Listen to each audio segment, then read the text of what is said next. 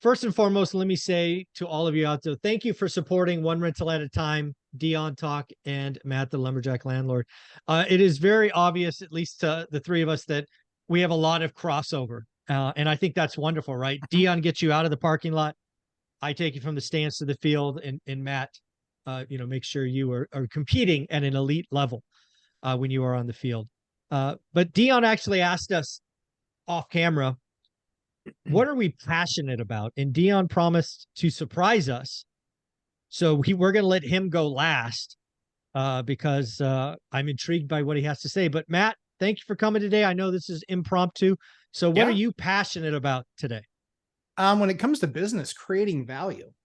I like to create value. I like to take things that other people don't do very well with. I identified that early on in my career. And so I've been paid significant sums to go in and fix things. So I go in and it's, it's evaluate. And then it's, ask a million questions and see how things are working. And then it's diagnose and then it's execute. So thankfully, that's a skill that is well compensated and it translates nicely into the real estate business because, it's really funny. I was in the paper the local paper this last week, and they were talking a lot about there's a town that has a problem with some slumlords. And I said, listen, we're not all created equal and I want slumlords gone. And they said, in fact, if the city funded it, I'd buy all their properties and I'd manage them all and we would get this done right. I said, I don't want slumlords. And I said, and frankly, in the last 2.5 years, I've bought a lot of slumlord properties and made them great units. And I said, but the funny thing is the contrary is that people believe and people think that I just got rid of a bunch of affordable housing. Do you hate the slumlords or don't you? Yeah, Do you can't hate the junk properties or don't you? You can't have it both ways. So I think that for me, my biggest passion in business is creating value where there wasn't any, and creating also when you're creating that value, you're also creating supply. So that's the thing I'm most passionate about. I don't really have any interest in buying the next property at super narrow margin and being the landlord of the latest turnkey. That's not what gets me going at all. It's not about adding assets. Yeah. It's funny. I when you asked this earlier, my brain went two ways, and I think it's really true since I thought about this for 5 minutes. I'm lucky enough to have two passions, and they kind of snap together like puzzle pieces. And this is really what pulled me out of depression in 2018 after I retired. One is I had to find something where I was still contributing, that I could measure, that I could see a return on effort.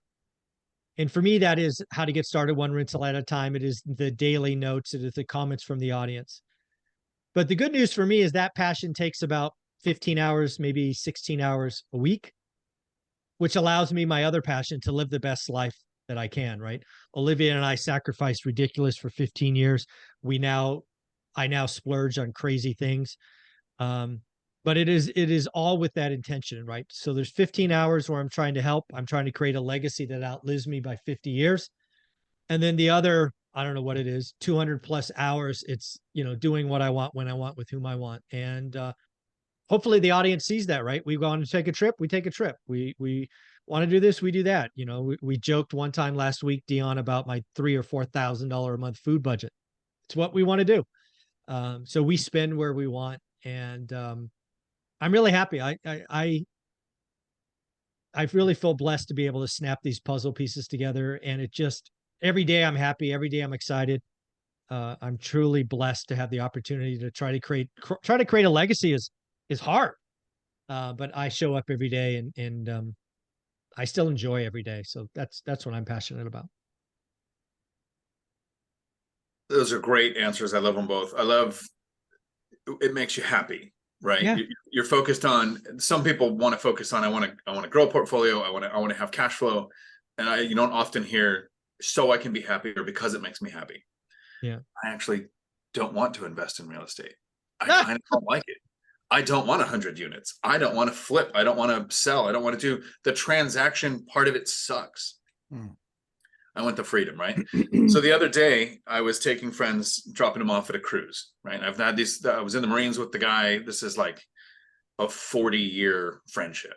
Okay. Somebody can put up with me for that long. And his wife was with him, and we kind of were talking on the way to the thing, because they're both still working. I've tried to convince them to get into investing. She went to Colombia, where she's from, and purchased an apartment last year. So yeah, they're kind of on the path. He won't. He's waiting for the crash. Okay. They were asking me, so when I was in the Marines, it was the focus, right? You're going to go to a place where your skills are going to keep you alive. Get into law enforcement, the same thing. I ran the truck driving school. I got into legislation to change how higher ed works, and try to draw people from the military and high schools into transportation instead of college, or vocational schools instead of college. Then I got into rentals, and I grew a portfolio. So it was the focus, right? Right. And now it's the sharing. Here's how I did it. Here's how we did it. We want to give other people the same information. And my friends asked me, so what's the thing that was your passion through all of it? What was the most important thing? And I realized the goal is, like you guys said, this is what makes you happy. And this is my golden nugget that I'm hoping that somebody who's made it this far into the video, because not everybody watches to the end, can take away. The one thing that's determined everybody that I've ever met, whether they're happy or miserable. And it's the focus, the most important things, because I want you to picture this. If somebody's married or living with somebody or in a relationship, and their relationship is good, like they're happy together, everything is good. The car breaks down. Hey, we get to hang out here on the side of the road and wait for the tow truck. We're going to enjoy it. We're going to laugh. We're going to talk. If the relationship is bad, if you are arguing at home and the car breaks down, you're on the side of the road, somebody's arguing about the maintenance that wasn't done, where you're going to be late to, the cost of this. So whether you're investing, focusing on work, if you can figure out how to make your passion and focus, how to make your partner happy. So when you guys sacrificed for 15 years, Zuber, you had this goal of financial freedom. She said at some point, hey, we've reached the point where I don't need to work. I would be happy if I didn't work. So she retired. You continued to work. It was that bad day at work where you changed your mind and said, okay, I'm going to join Olivia. And Matt, I've heard you several times. I mean, you've literally built an LLC to get healthcare in place so that you can get a clearing health bill on your children, and then go, okay, whatever's going on at work, the focus on the family, to be happy with the family getting what they need. Mm-hmm. When you have a project go sideways in real estate, you're like, whatever. I mean, yeah, it doesn't make you happy, but no, it's not as bad as if you had issues with your spouse and you were saying, so there's the question that comes up often. How do I get my spouse on board? I want to invest in real estate. Well, the answer is, if you invested in real estate, how can you turn that into something that gets your spouse what they want? That could be cash flow to spend. That could be time freedom with you. That could be the bragging rights of unit count. Well, you don't know until you ask and figure that out. And so that's where it comes to investing on keeping your spouse happy.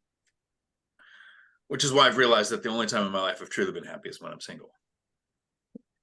I knew there was a right turn coming somewhere. You mean not married? Not married. True. Not married. But seriously, it was an honest answer to my friend that when you focus and your partner is happy and your relationship is good, everything is good. Yeah. And so if you're focusing on work, investing, the kids, if your partner doesn't come first, before all of that, little problems in any of that become big problems. That's amazing. Well, folks, do us a favor. Let us know what you're passionate about. Leave comments below. We would love to hear from you.